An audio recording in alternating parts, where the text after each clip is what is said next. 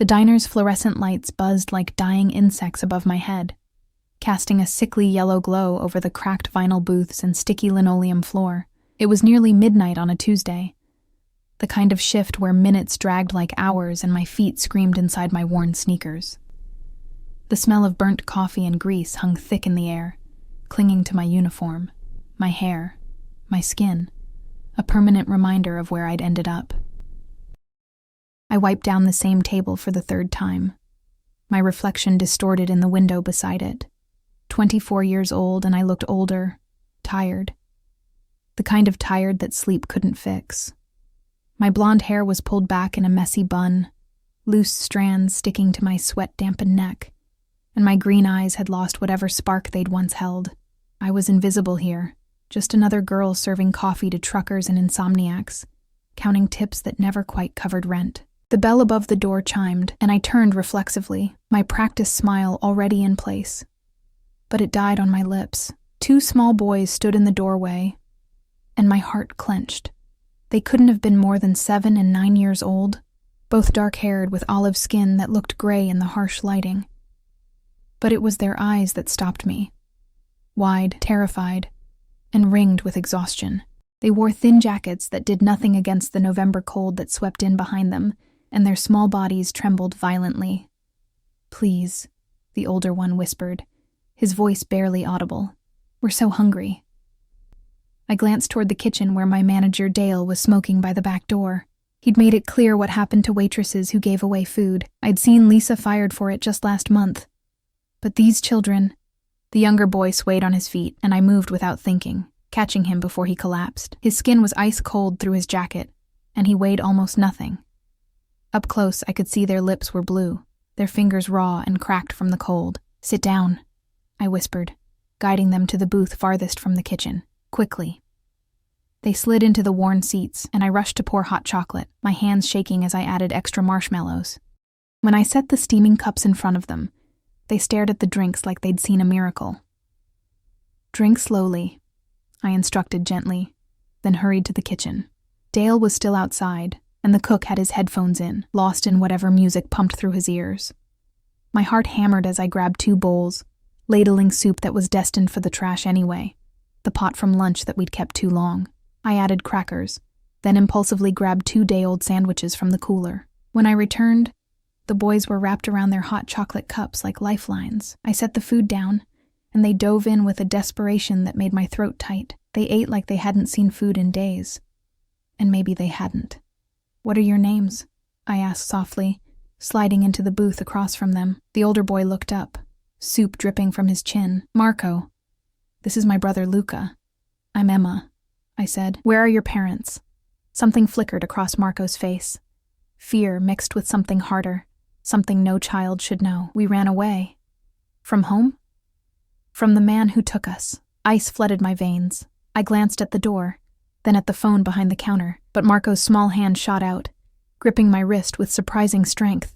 "Please don't call," he begged, his eyes filling with tears. "They'll find us. He'll find us. And then..." He broke off, shaking his head frantically. Luca had stopped eating, his face pale. "The bad man," he whispered.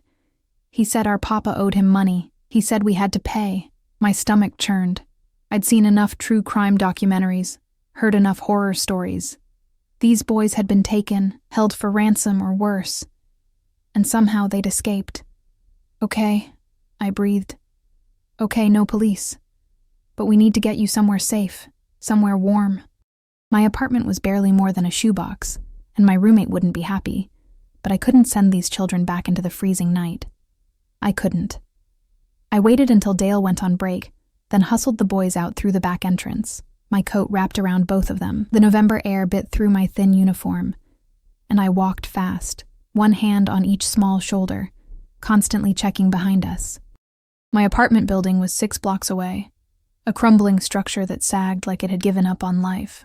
But it had heat, mostly, and a door that locked. I took the stairs 2 at a time, the boys stumbling after me, and fumbled with my keys. Inside, I got them settled on my lumpy couch, piling every blanket I owned on top of their shivering forms. Luca was asleep within minutes, but Marco watched me with those two old eyes. "Why are you helping us?" he asked. I thought about lying, giving him some noble answer, but the truth was simpler and sadder. Because no one helped me when I needed it. I'd been 15 when my parents died, 17 when I aged out of foster care, 20 when I realized no one was coming to save me. These boys deserved better than the hand I'd been dealt. Marco nodded slowly, like he understood more than he should. Then his eyes drifted closed, and soon his breathing evened out. I didn't sleep. I sat in the kitchen, drinking instant coffee and watching the shadows outside my window, jumping at every sound.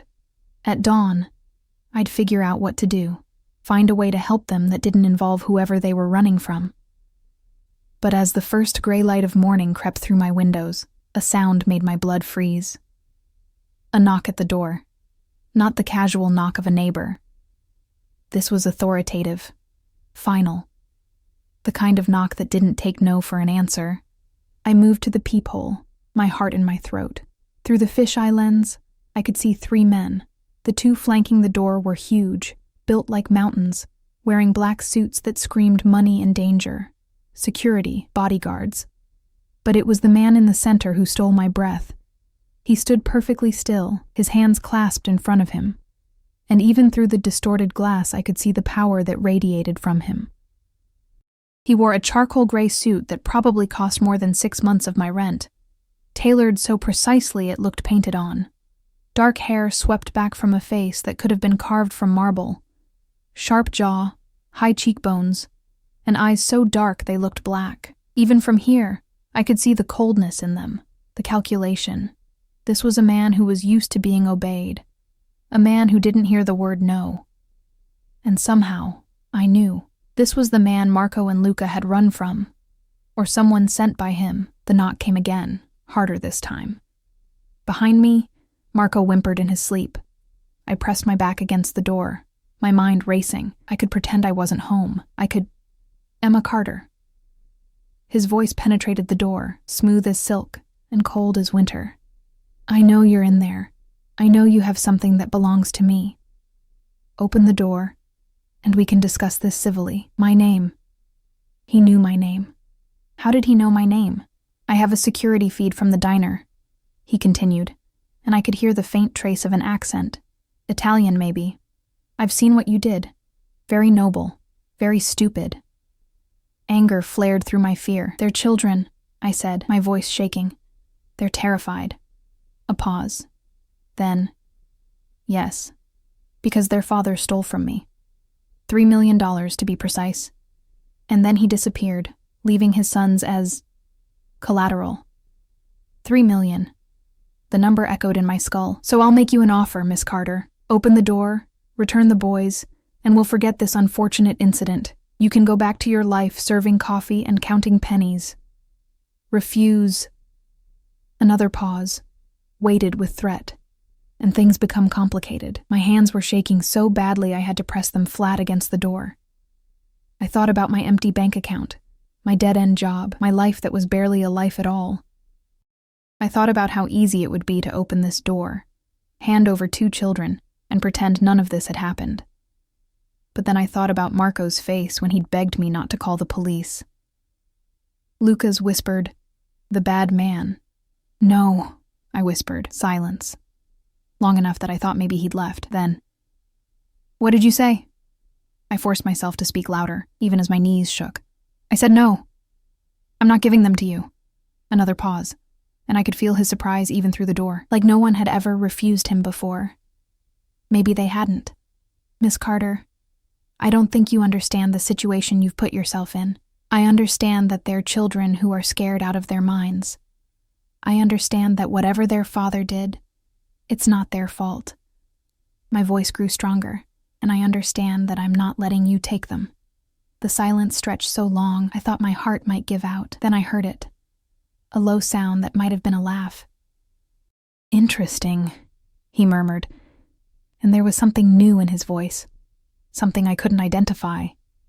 "Very interesting. We'll continue this conversation later, Miss Carter, when you've had time to reconsider." Footsteps retreated down the hallway, unhurried and confident. I stayed pressed against the door until I heard the building's entrance slam shut, then collapsed to the floor, my legs finally giving out. What had I just done? Behind me, Marco stood in the doorway to the living room, his face white. That was him, he whispered. That was Dante Moretti. The name meant nothing to me, but the way Marco said it, with the kind of fear usually reserved for monsters in children's nightmares, told me everything I needed to know. I'd just made an enemy of someone very, very dangerous. And somehow, I knew this was only the beginning. I called in sick to work for the first time in 2 years. Dale's irritation crackled through the phone line, but I barely heard him. I was too busy watching the street from my window, my fingers gripping the stained curtain so hard my knuckles had gone white. Marco and Luca sat huddled on the couch, picking at the cereal I'd poured for them. Neither had spoken much since I'd told them about the man at the door. Marco just nodded, like he'd expected this, like he'd always known running was futile. "What do we do?" I asked, hating how helpless I sounded. Marco looked at me with those ancient eyes. "You should give us back. He'll hurt you if you don't." "I'm not giving you back. He always gets what he wants," the boy insisted. "Always. People who say no to Dante Moretti." He drew his finger across his throat. I swallowed hard. "There has to be someone we can call, someone who can help." But even as I said it, I knew it was useless. If this Moretti was powerful enough to kidnap children for their father's debts, he was powerful enough to have connections everywhere. Police, judges, social services, people who would hand these boys right back to him. The knock came at 10 in the morning, different from the dawn knock. This one was softer, almost polite. But it froze my blood just the same. Through the peephole I saw a woman this time, elegant, older, wearing a burgundy coat and pearls. She smiled at the door like she could see me through it. "Miss Carter, my name is Sophia. Mr. Moretti sent me to speak with you, woman to woman." Her voice was kind, maternal even. "Please, just a conversation." Every instinct screamed at me not to open the door, but something about her felt different from the men this morning, less threatening. Or maybe that was exactly what I was supposed to think. I cracked the door open, keeping the chain latched. Up close, Sophia was beautiful in the way expensive things are beautiful. Polished, maintained, perfect.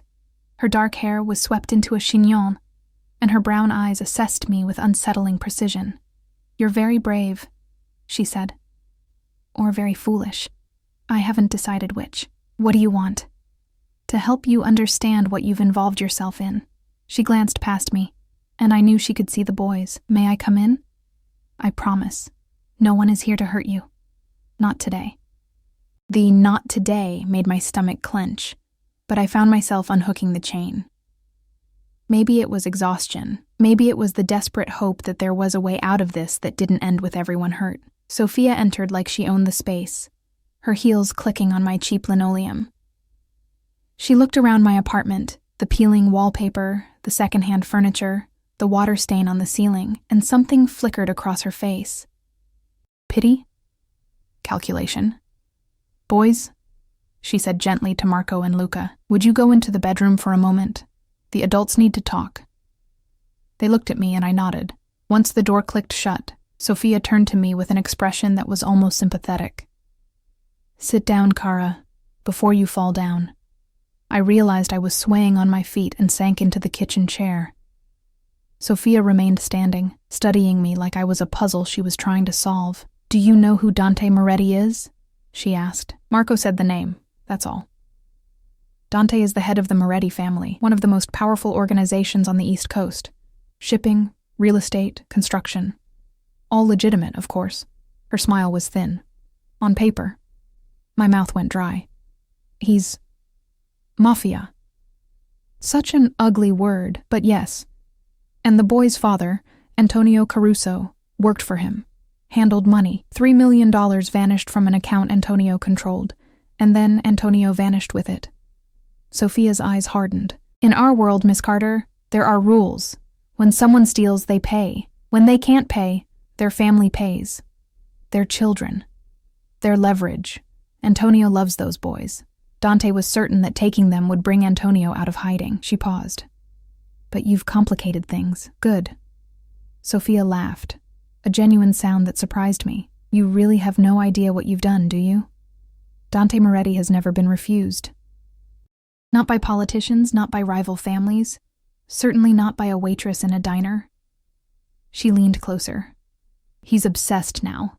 You've become interesting to him, and that's the most dangerous thing you can be. My hands were shaking again. I pressed them flat against the table. I don't care. I'm not handing over two terrified children. Even if it costs you everything? Sophia's voice was soft. Your job, your home, your safety, Dante won't stop. He'll dismantle your life piece by piece until you have nothing left but the choice to give him what he wants. Tears burned behind my eyes, but I blinked them back. Then I guess I'll have nothing. Sophia stared at me for a long moment, then did something unexpected. She smiled. Really smiled. He's going to eat you alive, she murmured. But there was something almost approving in her tone. But perhaps there's another way. What do you mean? Dante is many things, dangerous, ruthless, unforgiving, but he follows a code, rules that even he doesn't break. She sat down across from me, and I caught the scent of her perfume. Something expensive and floral. What if I could offer you protection? For you and the boys, hope flared in my chest. How? Marry him. The words hung in the air like smoke. I must have heard wrong. What? Marry Dante. Become his wife. Sophia's expression was serious now. In our world, family is sacred. A wife cannot be touched, cannot be harmed. The boys would be under your protection, and by extension, his. Even he couldn't hurt them without disrespecting his own marriage. I laughed. A hysterical sound. You're insane. Why would he possibly agree to that? Because I know my nephew, Sophia said quietly. He's intrigued by you. Your defiance. Your courage.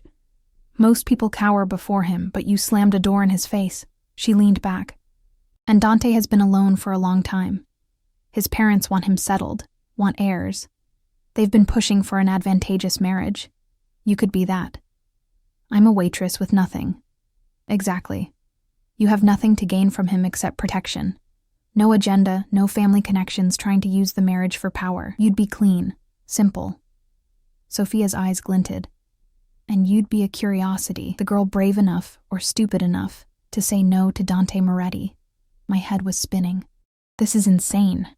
This is survival. Sophia stood, smoothing her coat.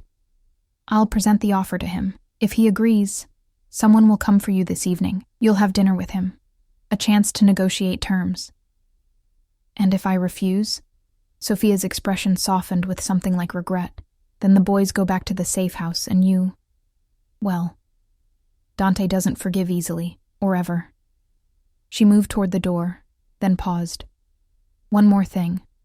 If you do this, if you marry him, it won't be temporary. Divorce isn't an option in our world. You'll be his wife in every sense, bound to him, owned by him. She looked back at me. So, think carefully about whether two children you just met are worth your entire life. The door closed behind her with a soft click. I sat frozen at my kitchen table, my mind refusing to process what had just happened. Marriage. To a mafia boss. To a man who terrified me, who'd kidnapped children, who probably had blood on his hands. But those children were in my bedroom, trusting me to protect them. The afternoon crawled by in agonizing slowness. I tried to think of alternatives, of someone I could call, somewhere I could run. But Sophia was right. I had nothing. No money for a lawyer, no connections to powerful people, nowhere to hide that Moretti couldn't find me. At 6 o'clock, the knock came again. This time, one of the huge men from this morning stood in the hallway, his expression neutral. Miss Carter, Mr. Moretti requests your presence for dinner. A car is waiting. My legs felt like water as I stood. I turned to Marco and Luca, who'd been silent all day, listening to everything. Stay here, I told them. Lock the door. Don't open it for anyone but me. Marco grabbed my hand. Don't go. Please, he's dangerous. I know. I knelt down, meeting his eyes. but this might be the only way to keep you safe. Both of you." In the hallway, the bodyguard, if that's what he was, led me downstairs to a black SUV with tinted windows. The interior smelled like leather and money, and I felt completely out of place in my jeans and secondhand sweater. We drove through the city as twilight fell, the streetlights flickering to life. I watched my neighborhood disappear, replaced by increasingly upscale areas, until we pulled up to a restaurant I'd only seen in magazines. The kind where reservations required a 2-month wait and a second mortgage. The bodyguard opened my door. "Mr. Moretti is waiting inside." My heart hammered as I walked through the entrance. The maitre d' took one look at me and somehow knew exactly where I was going, leading me through the elegant dining room to a private area in the back. And there he was. Dante Moretti sat at a table set for 2, a glass of red wine in his hand. In the warm lighting, he was even more striking than he'd been in my hallway. Dark eyes that missed nothing, sharp features softened slightly by the candlelight, broad shoulders that filled his black suit perfectly. He stood as I approached, a gesture of politeness that seemed incongruous with everything I knew about him. "Miss Carter." His voice was the same as through the door, smooth, cultured, with that faint accent that made my name sound exotic. "Thank you for joining me, like I'd had a choice." He pulled out my chair, and I sat because my legs wouldn't hold me anymore. Up close, I caught his scent, something expensive and masculine, cedar and spice, mixed with the faint smell of cigarette smoke. "You're afraid," he observed, settling back into his own seat. "Good. Fear means you're not stupid." I forced myself to meet his eyes. They were darker than I'd thought, almost black, and completely unreadable. This was a man who revealed nothing he didn't want to reveal. "Your aunt came to see me," I said, proud that my voice didn't shake. "Sophia has a talent for negotiation." He sipped his wine, studying me over the rim of the glass. "She tells me you're considering her proposal." "She told me I don't have a choice." "Everyone has choices, Miss Carter. The question is whether you can live with the consequences." He set down his glass. "You chose to shelter my property. You chose to refuse my very reasonable request. Now you're choosing whether to become my wife or face the alternative." The word property made my stomach turn, but I kept my expression neutral. "Why would you possibly want to marry me? You don't know me." "I know enough." He leaned back, and the candlelight cast shadows across his face, making him look even more dangerous. "You're brave, selfless, loyal to people you have no obligation to protect. These are rare qualities." His eyes locked on mine. "And you said no to me. Do you have any idea how rare that is?" "So this is what? A novelty? A game?" Something flickered across his face, annoyance or maybe respect. "This is business. I need a wife. You need protection. We can help each other. And the boys? Would be yours. Under your care. Untouchable." He paused. "Though their father still owes me $3 million. That debt doesn't disappear." My hands clenched in my lap. "What are the terms?" Dante smiled, slow and predatory. "Smart girl. Always negotiate." He signaled a waiter who appeared with menus, but I couldn't focus on food. "The terms are simple. You marry me. You live in my home, attend my events, play the role of Dante Moretti's wife in every public sense. In return, you and the boys are protected. No one touches you. No one harms them. And privately," his smile widened, "that's negotiable. But understand, Kara, this will be a real marriage. I won't tolerate disrespect or disloyalty. You'll belong to me." The possessiveness in his voice should have terrified me. It did terrify me, but there was something else there too. Something I couldn't name. "I want it in writing," I heard myself say. "The protection for Marco and Luca. Guaranteed." Dante's eyebrows rose slightly. "You trust a contract more than my word?" "I don't know you well enough to trust anything." He laughed, a genuine sound that transformed his face for just a moment. "Fair enough. You'll have your contract." He leaned forward, and I caught that scent again, intoxicating and dangerous. "But know this, Emma Carter. Once you're mine, you're mine. There's no going back, no escape, no divorce. You'll wake up next to me every day for the rest of your life. His words wrapped around me like chains. Beautiful and terrible. "When do you need an answer?" I whispered.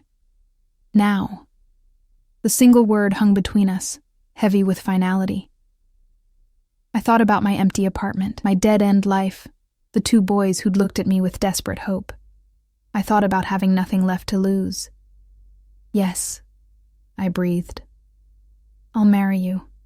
Dante's smile was victorious and terrifying all at once. "Excellent," he murmured. "We'll wed tomorrow." "Tomorrow. I'll have everything arranged." The word echoed in my head as a waiter appeared with plates of food I couldn't taste. Tomorrow I'd become the wife of a Mafia boss. Tomorrow my life would change forever. Dante raised his wine glass to my future bride. I picked up my own glass with shaking hands, and as our glasses touched, I saw something flicker in his dark eyes.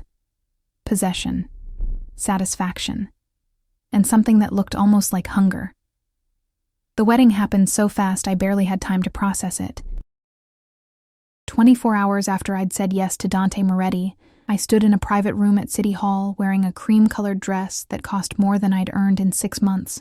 Sophia had appeared at my apartment at dawn with a team of people, a hairstylist, makeup artist, and a woman who'd taken my measurements with clinical efficiency before returning an hour later with 3 dresses to choose from.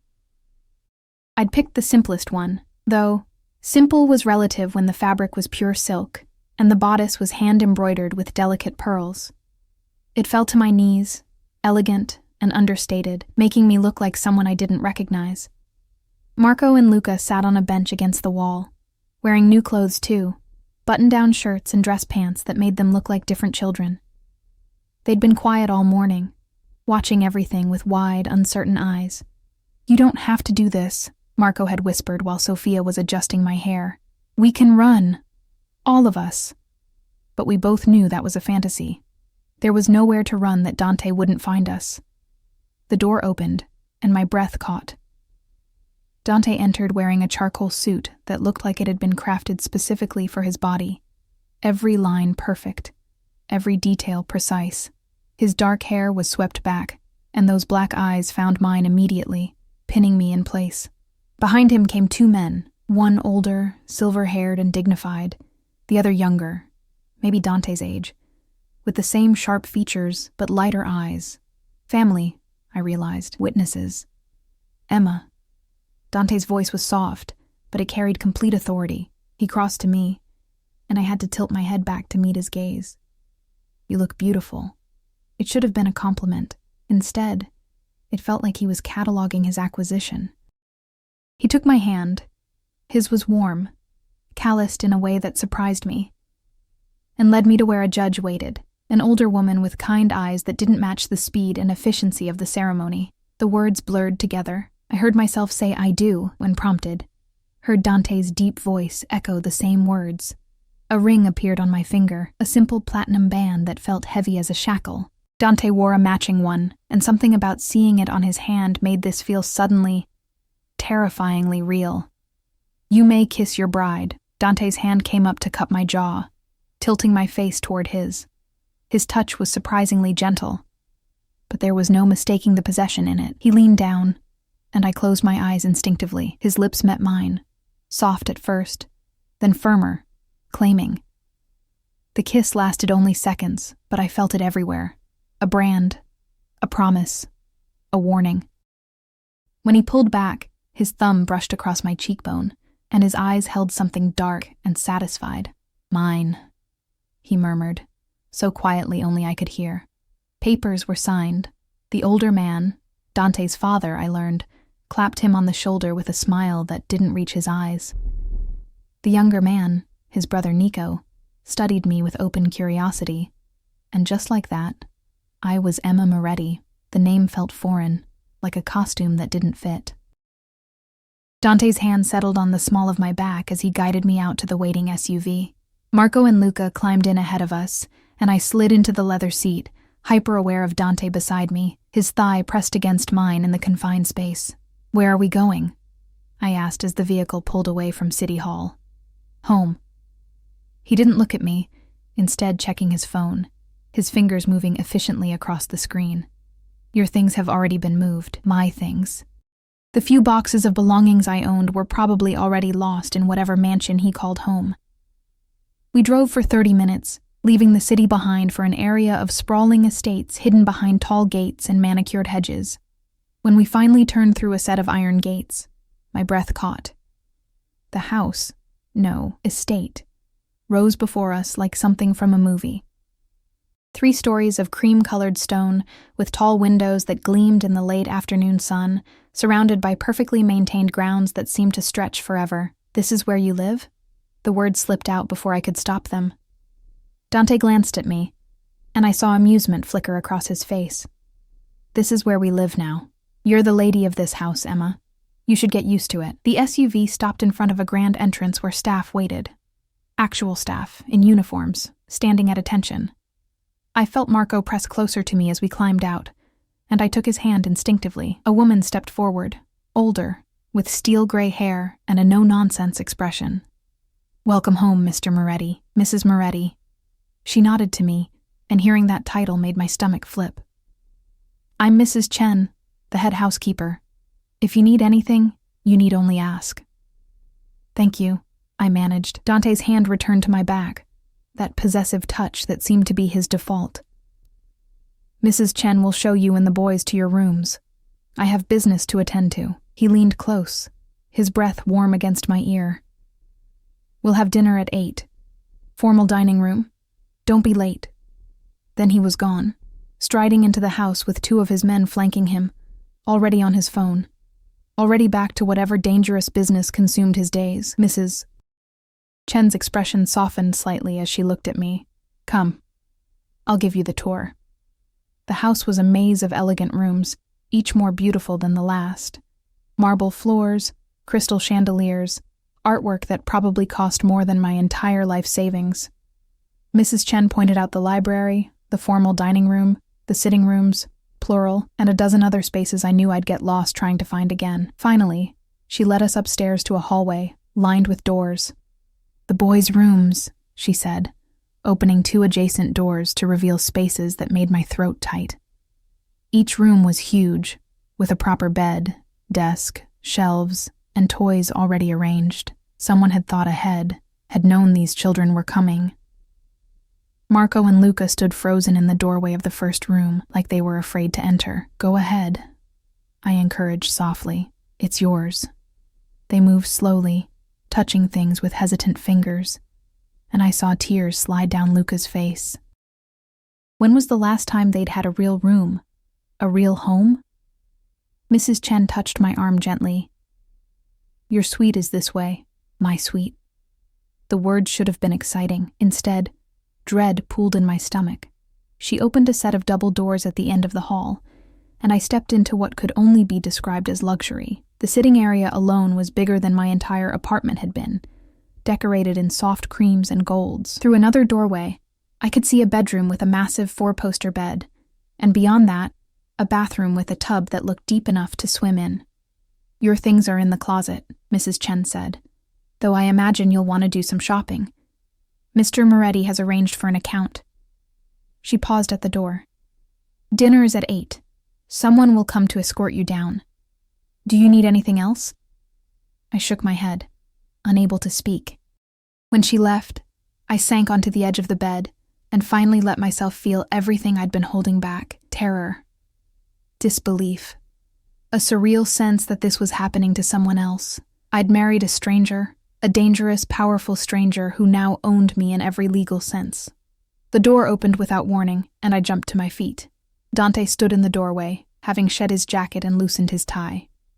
He looked less formal now, but no less intimidating. His eyes swept over me, taking in my position on the bed, and something flickered across his face. "Settling in?" he asked, stepping inside and closing the door behind him. The click of the lock made my pulse spike. "The boys, they need me," I said quickly. "They're scared in a new place." "The boys are fine. Mrs. Chen is with them." He moved closer, and I had to fight the urge to back away. "We need to discuss expectations." "Expectations?" He stopped a few feet away, studying me with those dark, unreadable eyes. "You're my wife now, Emma. That comes with certain responsibilities." My mouth went dry. The contract protects the boys, makes sure no harm comes to them. His voice was soft but firm. But it doesn't change what you are to me, what you agreed to become. I agreed to marry you, to play the part in public, and in private. He took another step forward, and now I could smell that scent again. Cedar and spice and danger. Do you think I'd settle for a wife in name only? Fear and something else, something I didn't want to examine, coiled in my stomach. I don't know you. Then get to know me. His hand came up, fingers trailing along my jaw the same way they had during our kiss. His touch was gentle, but there was steel beneath it. I'm not a patient man, Emma, but I'm not a monster. I won't force you. His thumb brushed my lower lip, and my breath hitched. But I will have you. Eventually. Willingly. You'll come to me because you want to, not because you have to. The arrogance in his words should have made me angry. Instead, I felt heat flood my cheeks. And if I don't? I challenged, my voice barely a whisper. His smile was slow and devastating. You will. I'm very persuasive. He leaned closer, his lips nearly touching my ear. And whether you want to admit it or not, you're already drawn to me. I felt it in your kiss, the way your body responds to mine. You're delusional. He laughed, a low, rich sound that vibrated through me. We'll see. He stepped back, giving me space, though his eyes remained locked on mine. Dinner at 8. Wear something nice. We have guests tonight. My parents want to meet their new daughter-in-law. Tonight? But Welcome to my world, Kara. Everything moves fast. You'll adjust. He moved toward the door, then paused. Oh, and Emma? The boys are safe here. No one will touch them. But they're your responsibility. Their behavior reflects on you. And by extension, on me. Make sure they understand that. Then he was gone, leaving me alone in a room that smelled like him. My heart racing and my mind spinning. I had 3 hours to prepare to meet his family. 3 hours to figure out how to play the role of Mafia wife. 3 hours to reconcile the fact that I'd just sold myself to a man who looked at me like I was something to be conquered. I checked on Marco and Luca. They were in Marco's room, exploring cautiously, before returning to my suite. In the massive closet, I found my few pieces of clothing hanging alongside dozens of new items, all in my size, all expensive and beautiful. I chose a simple black dress because it seemed safe, then stared at myself in the mirror. I looked like a stranger. Hair styled, makeup perfect, dress that cost more than a month's rent. Emma Moretti stared back at me with frightened green eyes. At exactly 8, a young woman knocked on my door to escort me down. The formal dining room was breathtaking. A long mahogany table set with crystal and china, lit by an enormous chandelier, and there he was, standing at the head of the table, now in a fresh suit, looking every inch the powerful man he was. His eyes found mine immediately, and he moved toward me with predatory grace. Stunning, he murmured, taking my hand and bringing it to his lips. The gesture was old-fashioned, romantic even, but his eyes held that now familiar possession. Come, meet the family. His parents were exactly what I expected. His father, Lorenzo, radiating quiet power in an expensive suit. His mother, Valentina, elegant and cold, studying me like I was a curiosity. Nico was there too, along with Sophia, who gave me an encouraging smile.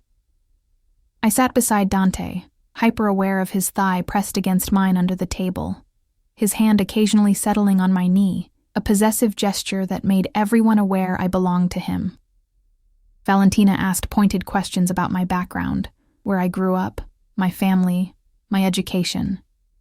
Each answer seemed to disappoint her more. I was nobody. Nothing, a waitress her son had inexplicably married. And the children? Lorenzo asked, cutting into his steak with precision. The Caruso boys. They're here. Under Emma's care, Dante said smoothly. She's taken responsibility for them. Generous, Valentina murmured, though her tone suggested she thought it was anything but.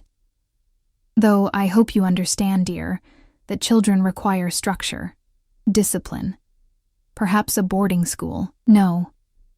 The word came out sharper than I intended, and silence fell over the table. Dante's hand tightened on my knee, but when I glanced at him, I saw something that might have been approval in his eyes. Emma has made her position clear, he said calmly. The boys stay with her.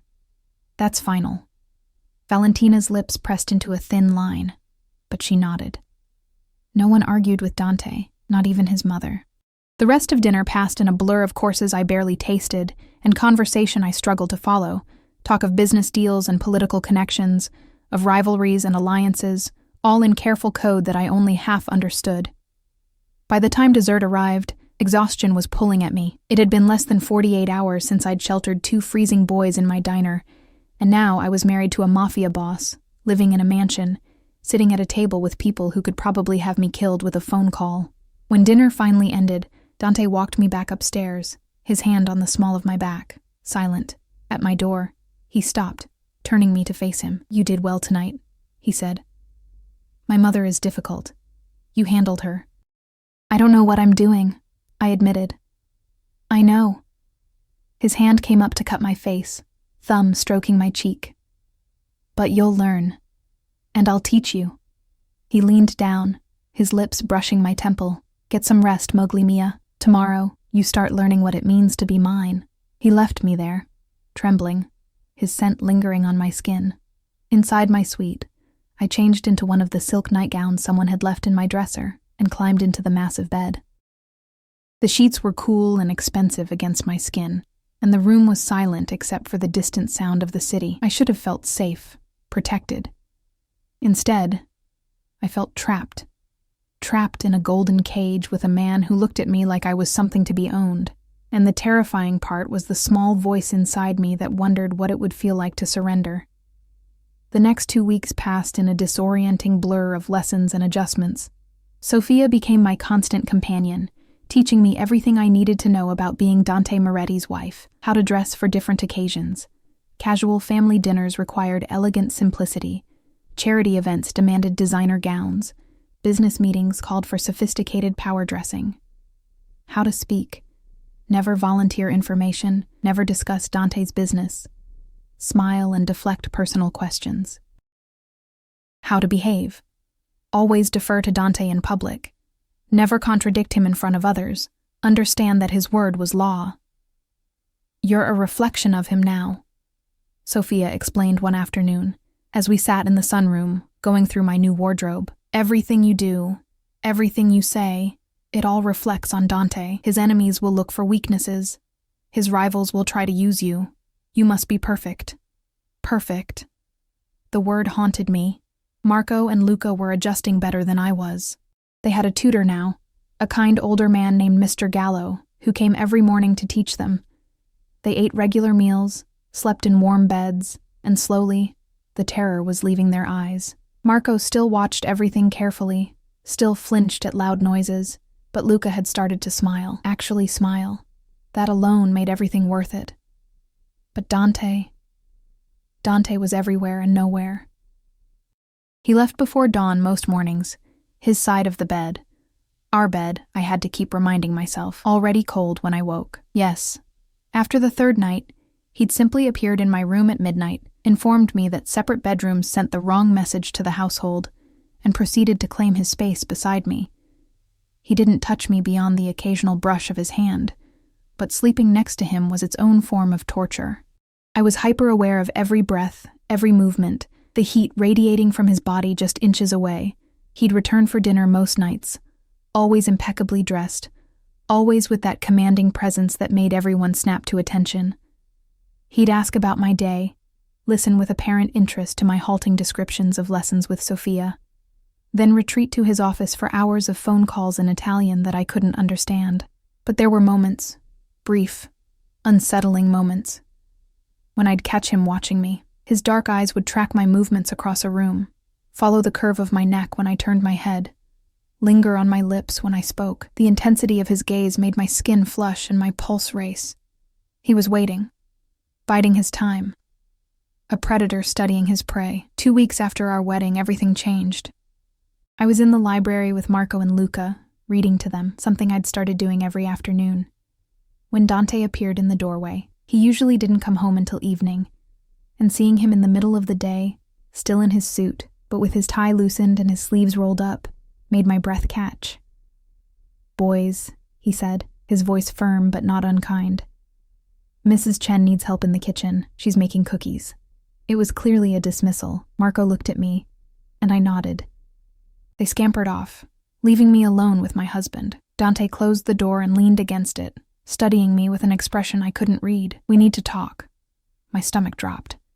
About what? Antonio Caruso has made contact. The room seemed to tilt. The boy's father? He wants to negotiate. For his sons. Dante pushed off the door, moving toward me with that controlled grace.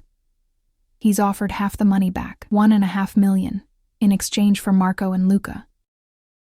Ice flooded my veins. No.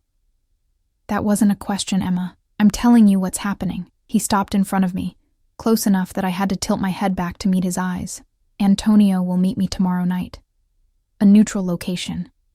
He'll bring the money, and we'll discuss terms. There are no terms. The boys stay here. With me. My voice shook, but held firm. That was the agreement.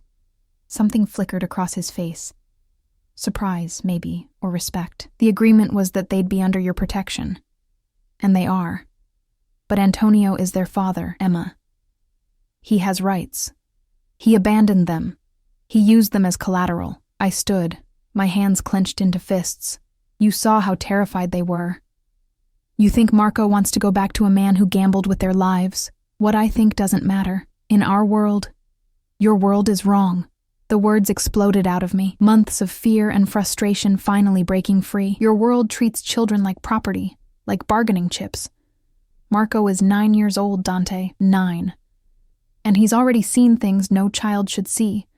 If you send him back, Dante's hand shot out, gripping my wrist, not painfully, but firmly enough to stop my tirade. His eyes had gone dark, dangerous. Careful, Mowgli Mia. You're speaking of things you don't understand. Then help me understand. I jerked against his hold, but he didn't let go. Tell me why a father's rights matter more than his son's safety.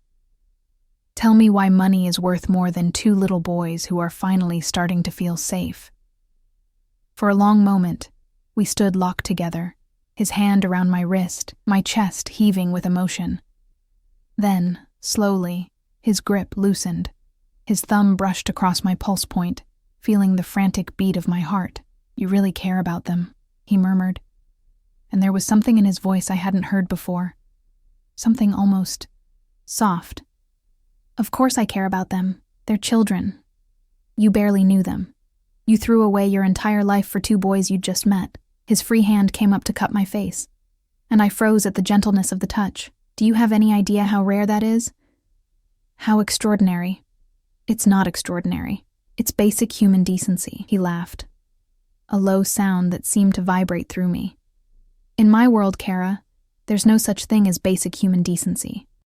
There's only power and loyalty and survival. His thumb traced my cheekbone. But you're different. You operate on some other system I don't quite understand. Then let them stay, I whispered. Please. Don't make me watch them go back to someone who failed to protect them. Dante stared at me for so long I thought he might refuse. Then slowly he nodded.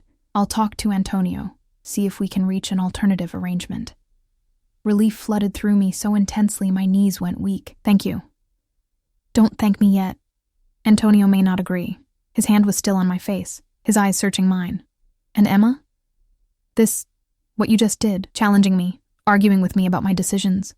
Most people wouldn't dare. Are you angry? His smile was slow and devastating. I'm fascinated. He leaned closer, his breath warm against my lips. You're not afraid of me. You should be, but you're not. Why? I am afraid of you, I admitted. But I'm more afraid of failing those boys. Something shifted in his expression, something heated and possessive. Dio, you're going to ruin me, he murmured. Then his lips were on mine. This kiss was nothing like our wedding kiss. This was hungry, demanding, claiming. His hand fisted in my hair, tilting my head back, and I gasped against his mouth. He took advantage, deepening the kiss, his tongue sliding against mine in a way that made heat pool low in my belly. I should have pushed him away, should have remembered that this was an arrangement, a business deal. But my hands were fisting in his shirt, pulling him closer. And when he groaned low in his throat, I felt an answering heat flood through me. He pulled back abruptly, his breathing harsh, his eyes blazing. I need to go, before I forget every promise I made about giving you time. His thumb brushed across my swollen lips. But soon, Emma.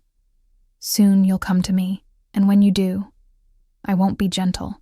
He left me standing in the library, trembling, my lips burning from his kiss, my body aching in ways I didn't want to examine. That night, Dante didn't come to bed until late. I lay in the darkness, pretending to sleep, feeling the mattress dip as he climbed in beside me. He didn't touch me, but I could feel the heat of him, smell that cedar and spice scent that was becoming dangerously familiar. I know you're awake, he murmured into the darkness. I didn't respond. I spoke to Antonio. He's agreed to meet without preconditions. We'll see what he wants beyond money and his sons. A pause. I told him the boys are settled here, that removing them would be problematic. I turned over to face him, though I could barely see him in the darkness. Will he agree? I don't know. Antonio is desperate, which makes him dangerous, but he loves his sons. That I believe. The bed shifted, and then his hand found mine under the covers, his fingers lacing through mine. Whatever happens tomorrow, the boys won't leave without your consent. I give you my word. Why? The question slipped out before I could stop it. Why does what I want matter to you? Silence stretched between us, heavy with unspoken things. Then, because you're mine, and I protect what's mine. His thumb stroked across my knuckles. Get some rest, Kara. Tomorrow will be difficult. The next day crept by with agonizing slowness. Dante left early, and Sophia arrived mid-morning with a dress bag. For tonight, she explained. Dante wants you at the meeting. What? Why? Because Antonio asked to see the woman who's been caring for his sons. And because Dante wants to show you off. She smiled slightly. You're his secret weapon, though he'd never admit it. Antonio won't expect Dante Moretti to have a wife who actually cares about the children's welfare. The dress was deep emerald green, elegant and form-fitting. Sophia helped me into it, then worked on my hair and makeup until I looked polished and sophisticated. Everything I wasn't. At 7, Dante appeared in our room, devastating in a black suit. His eyes swept over me, and something dark and possessive flashed across his face. Perfect, he murmured, crossing to me. He pulled a long jewelry box from his pocket. Wear this. Inside was a necklace, a stunning emerald pendant surrounded by diamonds on a delicate platinum chain. It probably cost more than I'd earn in several lifetimes. He fastened it around my neck himself, his fingers brushing my nape in a touch that felt intentional. In the mirror, we looked like a matched set, powerful, wealthy, untouchable. Remember, he said softly, his eyes meeting mine in the reflection. In front of Antonio, you're my wife, my partner. Whatever I say, you support. Understood? I nodded, my throat tight. The meeting was at a restaurant, not the elegant place where we'd had dinner, but something more discreet, with private rooms and security that was visible but not obvious. Dante's hand stayed on my back as we walked through, his men flanking us. Antonio Caruso was already waiting in a private room, and I sucked in a breath. He looked like his sons, the same dark hair, same olive skin, but where Marco and Luca were soft with youth, Antonio was hard with desperation. His eyes were sunken, his movements twitchy. A man at the end of his rope. Those eyes found me immediately, widening. You're her, the waitress. I'm Emma Moretti, I corrected, proud of how steady my voice was. Your sons are safe, happy, they're being cared for. They belong with me.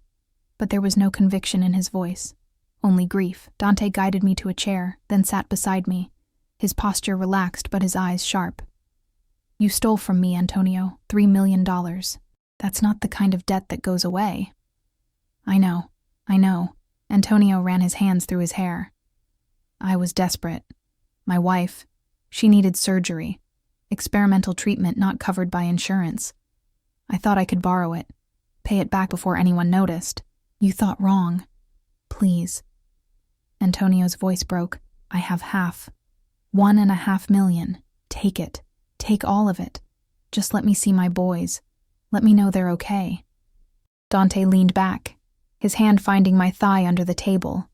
A possessive, grounding touch. "The boys can stay where they are, under Emma's care. You'll see them once a month, supervised, and you'll work off the remaining debt." "Work it off how?" "You're good with numbers. I have businesses that need auditing." "Legitimate businesses," Dante added. "You'll work for me. 5 years. At the end, your debt is clear, and we can discuss custody arrangements." Antonio's face crumpled with relief and despair. 5 years? Or I can take the money and you never see Marco and Luca again. Your choice." I squeezed Dante's hand under the table, and he glanced at me. I saw the question in his eyes and nodded slightly. "They can visit you too," I heard myself say. "Once a month. At your place. If it's safe. They should know their father." Antonio's eyes filled with tears. "Thank you," he whispered. "Thank you." The rest of the meeting was details. Arrangements, schedules, payment plans. Through it all, Dante's hand stayed on my thigh, a constant reminder that I was his, that we were in this together. When we finally left, the night air was cool against my flushed skin. In the car, Dante pulled me against him, his arm around my shoulders. "You surprise me," he murmured against my hair, offering visitation. That was generous. They need their father, even if he made mistakes. Everyone makes mistakes, Kara. The question is whether they survive them. His hand tilted my face toward his. "You're turning out to be exactly what I needed. Even if I didn't know I needed it." His kiss was softer this time, but no less possessive. And when his hand slid up my thigh, bunching the fabric of my dress, I didn't stop him.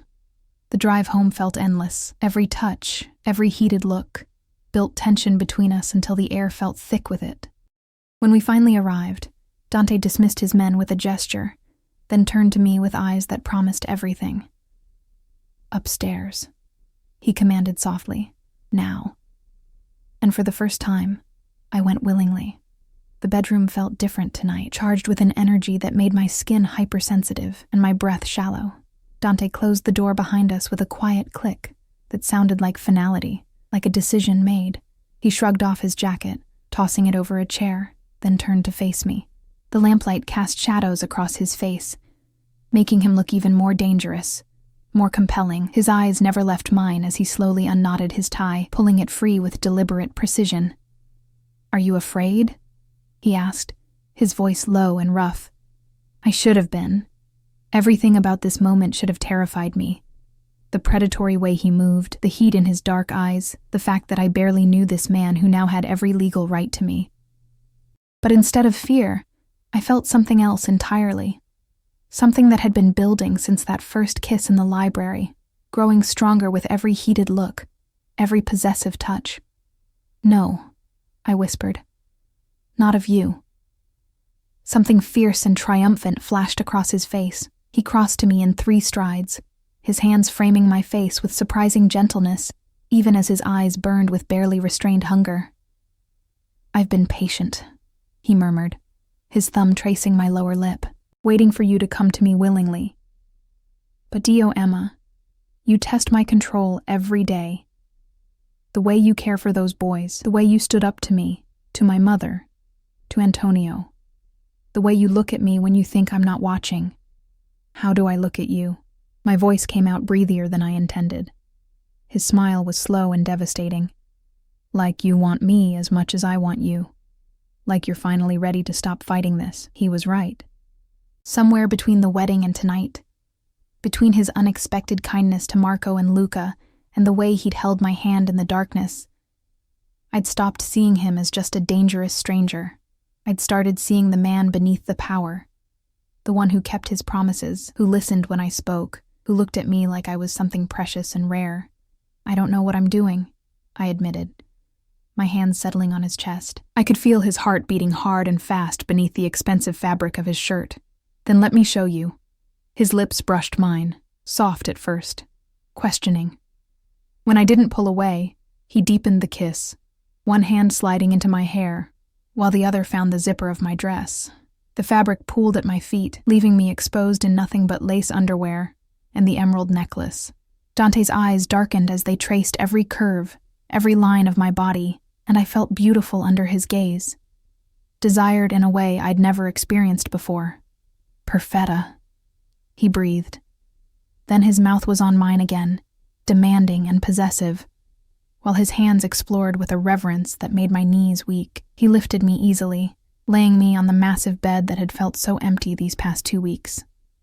The cool sheets contrasted with the heat of his body as he covered me, his weight both grounding and thrilling. Every touch felt like a brand, marking me as his in ways that went beyond any ring or contract. When he finally made me completely his, it was with a gentleness I hadn't expected from a man so dangerous. He watched my face, his own tight with control, murmuring words in Italian that sounded like prayers or promises. The brief pain gave way to something else, a connection that felt deeper than physical, more binding than any legal document. Afterward, I lay in his arms, my head on his chest, listening to his heartbeat slow. His fingers traced lazy patterns on my bare shoulder, and in the peaceful silence, I felt something shift inside me. This was real now. Not just an arrangement or a desperate bargain, but something I couldn't quite name. Something that terrified and exhilarated me in equal measure. "I need to tell you something," Dante said quietly, his voice rumbling beneath my ear. "About why I agreed to Sophia's proposal. Why I really married you." I tensed slightly, afraid of what he might say, that it had all been manipulation, a way to control the situation with the boys. "I could have taken the boys back by force," he continued. "Could have made your life hell until you gave them up. But when I saw you through that peephole, standing there terrified but defiant, something changed. You weren't afraid for yourself. You were afraid for them.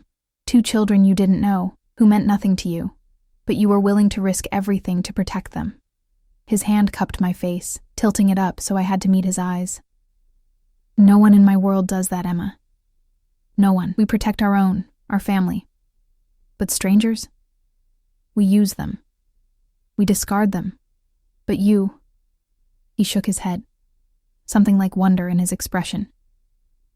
"You reminded me that there's still goodness in the world. Still people who do the right thing just because it's right.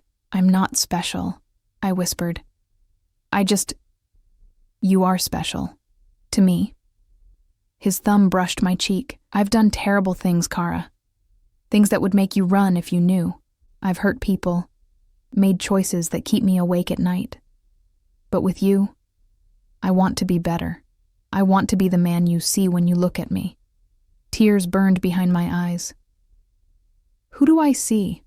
Someone worth saving, even if I'm not sure I can be saved." I kissed him then, pouring everything I couldn't say into that kiss. And when he pulled me closer, holding me like I was something infinitely precious, I felt the last of my walls crumble. The next morning, I woke to sunlight streaming through the windows and the space beside me empty, but still warm. A note on the pillow read simply, "Had to leave early, back for lunch. D."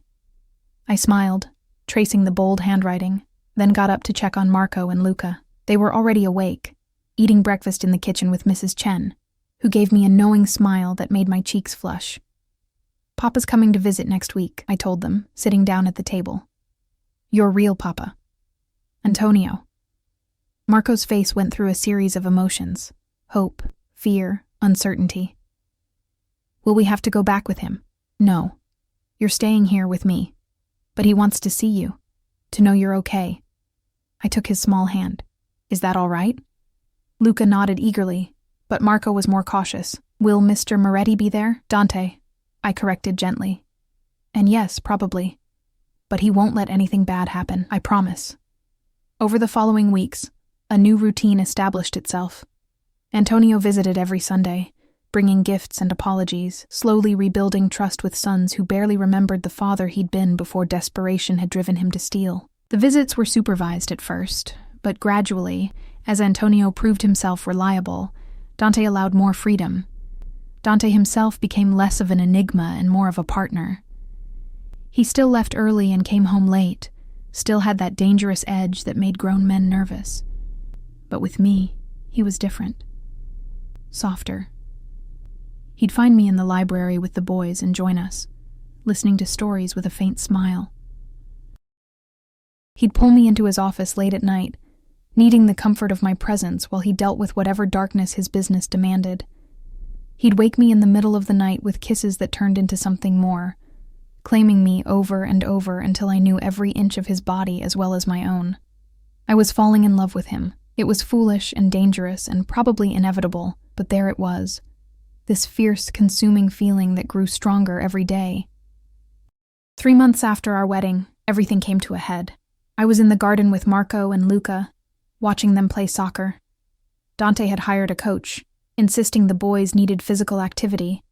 When Mrs. Chen appeared, her face pale. "Mrs. Moretti, Mr. Moretti needs you in his office. Immediately." The urgency in her voice made my stomach drop. I told the boys to stay with the coach, then hurried inside, my heart pounding. Dante's office door was open, and I could hear angry voices before I reached it. I paused in the doorway, taking in the scene. Dante stood behind his desk, his face carved from ice. Across from him were 3 men I didn't recognize, rough-looking, dangerous. And between them, on his knees with blood trickling from his mouth, was Antonio. "Emma." Dante's voice was sharp. "Come here." I moved to his side on shaking legs. Up close, I could see the fury in his eyes, tightly controlled but seething beneath the surface. "Tell her," Dante commanded Antonio. "Tell my wife what you've done." Antonio's face was a mask of shame and terror. "I'm sorry. I'm so sorry. I didn't have a choice." "There's always a choice." Dante's voice was cold enough to freeze blood. "You've been skimming, stealing again, from the legitimate accounts I trusted you with. How much this time?" 50,000. "But I can explain. Explain to me why I shouldn't put a bullet in your head right now." Dante's hand moved to the gun at his waist, and I gasped. "Dante, no." "Stay out of this, Emma." His eyes never left Antonio. "This is business." But I couldn't stay out of it, not when Marco and Luca's father was about to die in front of me. "Please. Let me talk to him. Let me understand." "There's nothing to understand." Dante's control finally snapped, his voice rising. "He stole from me. Again. After I gave him a second chance, after I let him see his sons, after I trusted him. And this is how he repays me?" I turned to Antonio, searching his battered face. "Why? Why would you risk everything?" "My wife." His voice broke. "She's sick again. The cancer came back. The treatment. It cost so much, and I couldn't ask Dante, couldn't admit I'd failed again." "So you stole." Dante's voice was ice. "You always steal when things get hard. It's what you do." "I was going to pay it back. I swear, I just needed time? Another chance? How many chances do you think you deserve?" Dante pulled the gun, pointing it directly at Antonio's head, and my world narrowed to that single moment. "Stop!" I stepped between them, my hands raised. "Please, Dante. Don't do this." His eyes locked on mine, blazing with fury. "Move, Emma." "No." My voice shook but held firm. "If you do this, those boys lose their father forever. And I lose you." Something flickered across his face. "What are you talking about?" "If you kill him, I'll never forgive you. Never." Tears streamed down my face. "I know he deserves punishment. I know he betrayed your trust, but killing him won't fix anything. It'll just make Marco and Luca orphans. It'll make you a murderer in their eyes." I moved closer, putting my hand on the gun. "Please. Be the man I know you can be, the man who showed mercy to those boys. The man who gave Antonio a chance in the first place." The silence stretched so long, I thought my heart might stop. Then slowly, Dante lowered the gun. "Get him out of my sight," he ordered his men. "Put him somewhere secure. I'll deal with this later." They dragged Antonio out, his relief palpable. When we were alone, Dante turned to me, his expression unreadable. "You had no right to interfere," he said quietly. "That was my decision to make. I'm your wife. That gives me the right to tell you when you're about to do something you'll regret." "Will I regret it?" His eyes searched mine. "He's a thief, Emma, a repeated offender. In my world, that's a death sentence." "Then change your world." I stepped closer, my hands on his chest. "You have the power to do that, to show mercy, to be better than the violence you were raised with." He stared at me for a long moment, then pulled me against him. holding me so tightly I could barely breathe. "You're going to ruin me," he murmured into my hair. "Turn me soft." "No. I'm going to make you stronger." That night, after hours of tense phone calls and negotiations, Dante came to bed exhausted. He pulled me against him, his face buried in my neck. "Antonio will work off the debt," he said quietly. "All of it. It'll take 10 years, maybe more. He'll be monitored, controlled, given only enough money for his wife's treatment and basic living expenses. And he'll only see the boys under strict supervision." "Thank you," I whispered. "Don't thank me. I'm still angry, still want to put a bullet in him for betraying me again." His arms tightened around me. "But you were right. Killing him would have destroyed something between us. And I can't lose you, Emma. I won't." I turned in his arms, seeing the vulnerability in his eyes that he rarely showed. "You won't lose me. I'm not going anywhere. Promise me." His hand cupped my face. "Promise me you'll stay, no matter what you learn about me, no matter what darkness you see." I promise. And I meant it with everything in me. 6 months later, everything had changed, and nothing had changed. I was no longer the invisible waitress counting pennies. I was Emma Moretti, wife to one of the most powerful men on the East Coast. I attended charity galas in designer gowns, hosted dinners for business associates, and learned to navigate the dangerous waters of Dante's world with increasing confidence. Marco and Luca thrived. Marco was excelling in his studies, and Luca's nightmares had finally stopped. They saw Antonio monthly, supervised visits where he brought books and stories, and slowly became a father again, rather than a desperate stranger.